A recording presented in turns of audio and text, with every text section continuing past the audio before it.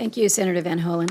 Let me just do a little follow-up to Senator Van Hollen's question. I come from a state where we talk about the fact that we see our climate that has changed, that has seen impact with ice that is further from the shore, with erosion along our coastline and in the interior, and there is a visuality to the changing climate.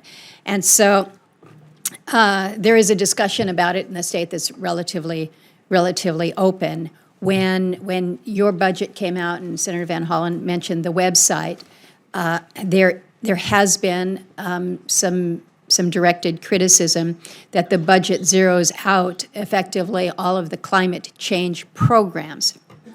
Now, if you look through, you don't necessarily see the words climate change or as I mentioned, many of these programs are zeroed out.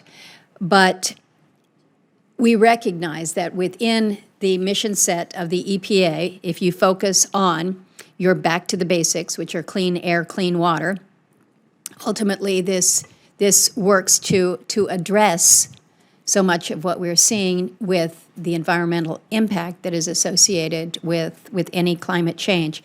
Can you speak to some of the common sense parts of the proposal that you feel will have a positive impact on climate? Just something that I can give the folks back home. So this isn't a question with respect to the NAAQS program and those criteria pollutants.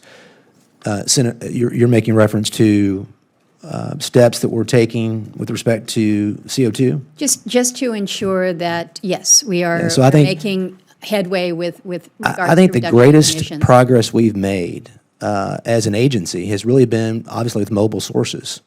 The CAFE standards, the Clean Air Act's focus on mobile sources over the last several years, I think, has made a substantial difference with respect to GHG and CO2. I think we've also seen great progress with respect to our CO2 footprint that industry has contributed to. We're at pre-1994 levels right now with respect to our CO2 footprint since 2000. From 2000 to 2014, we reduced our CO2 footprint by 18+%. So and that's primarily through industry, and sometimes we don't recognize the technology and how it's contributed to better outcomes. Conversion of natural gas and the generation of electricity through hydraulic fracturing and horizontal drilling have contributed to that. We have technology that's being deployed with respect to coal generation that matters. But I think from a regulatory perspective, the areas that we've made the most progress is in that mobile source category. Do you feel that the budget the budget proposal as we have now allows you to continue those positive outcomes? Yes, I think when you look at the CAFE standards as an example, the midterm review will come out in April of 2018. We've been in discussions, meaningful and intense discussions over the last several months with parties with respect to that midterm review, and I think that will continue the progress we're making with respect to the CO2 footprint.